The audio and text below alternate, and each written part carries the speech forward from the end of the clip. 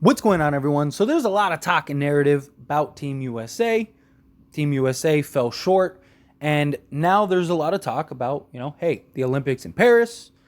Are the NBA players, are they going to line up and actually get the star-studded team that we need to go and change that narrative? Right? There's all the talks about the world championship and NBA players, they don't represent the world and they're not necessarily the best in the world. And then, of course, Team USA, they fall short. And it's like, all right, well, now you need to rally the troops. Let's get it together and let's go bring home that gold and show these people, like, look, you guys have some great players. Don't get me wrong, right? You look at the top guys in this league. You got like Embiid, Giannis, you got Jokic, right? You got a lot of just European players, like Luka. A lot of the top guys in the NBA are from other countries. But there's a big difference between a handful of guys being excellent in the NBA and an entire roster of these various players on world teams, right? Like Luka is not by himself going to be a star-studded Team USA team. And there's a reason we don't play. Like, if we played all of the countries in the world, right? Even this team, they didn't even place, right? Like, we still beat most of the teams that we beat by like 30, 40 points.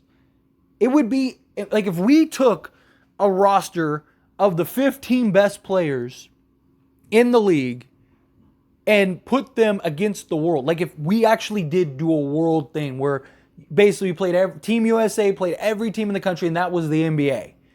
No one would watch it. It would be boring because it would just be Team USA beating everybody by 40 every game. Maybe every once in a while you get an upset because that's how sports works, right? So if you had an 82 game, maybe they go 82 and 1 or 81 and 1 year. Right? But for the most part, they're running through everybody. They're going to win the championship every year. It wouldn't be fun. Nobody's going to watch that. No one's going to want to watch that. No one should watch that because it's a completely different factor when you have all the guys in. Every time we put, our best foot forward, our best players out there, we come on with the gold. That's how it works because we have that talent. We are that team. But the big question has been, are the NBA elites, are the best of the best for Team USA actually going to commit and go on and take on the world in the Olympics? Now, LeBron James, all the talk, all the headlines, all the narrative is that, hey, LeBron, he's leading the charge. He's out here recruiting guys. He's putting everything together to get guys motivated to go in and finish this. Well, we heard during Media Day, everyone had Media Day yesterday, LeBron didn't flat out commit, but he kind of gave that wink, like hint of like, hey, I didn't like how they finished last year. We'll see. He's older now. He's been dealing with injuries the last few years. He wants to get through the season. Everyone knows he's going to commit. If he's good to go, he's committing to Team USA. But we did get some commits yesterday for Media Day. We got Steph Curry, Kevin Durant, we got Jason Tatum, and many others are going to be lining up to go and take on the world. I mean, Devin Booker's talked about it. Anthony Davis, based on reports, Anthony Davis asked about it. He said, we'll kind of wait and see. But word is that if LeBron James goes, then Anthony Davis is going to go. Embiid is still, he has the option. He has the choices. He could go and play for Team USA if he wants to. And I fully expect a elite, star-studded Team USA suiting up, taking on the globe, and show that, no, like we really are that team, right? Because, again, when we send the B team, like there are good teams in the world.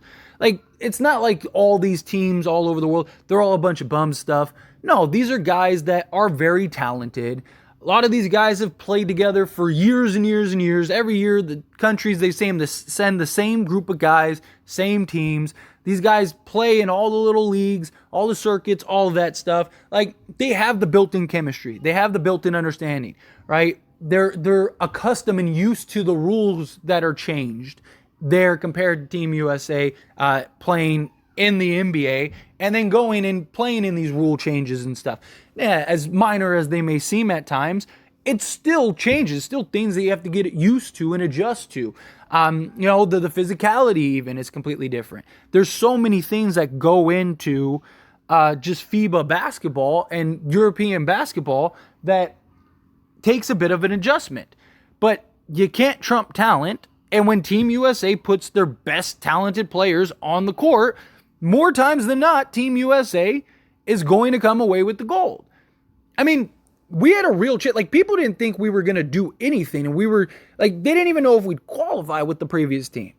And they held their own, and then they got to the actual tournament play, right? Because they were undefeated in the exhibitions and leading up to it. And then they got into the actual tournament play, and then everything kind of changed, right?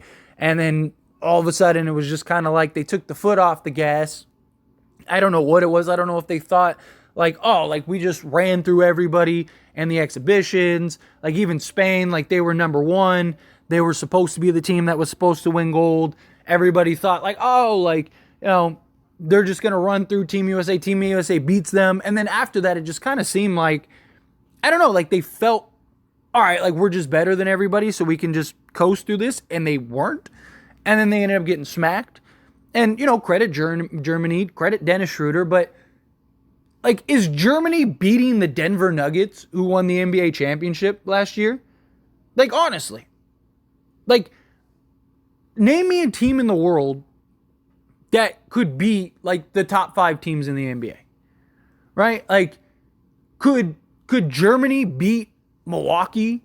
Could Germany beat Boston? Could Germany beat the Lakers? Right? Like, even some of, like, the middle of the pack teams. Like, could Germany beat the Warriors? Right? Like, it's a different type of environment, different type of atmosphere, different type of everything when the elites, the best of the best, are wearing the red, white, and blue and going and play. Now, obviously, things could change, like, because all these guys have to go into a season, right? So, injuries, all kinds of stuff, because most of the big names, the big guys, the guys that would, the sort of big guns that would go and take on for Team USA, a lot of them are older and towards the back end of their careers, which is why I also think a lot of them want to go to compete for Team USA, because I think a lot of them are looking at it as like, this is probably our last go around. This is probably our last chance, our last opportunity. So let's go do it while we still can, right? Like, let's assemble the Avengers and go take on and go get this gold one last time. But with that comes a lot of these guys are, Kevin Durant, Steph Curry, LeBron James.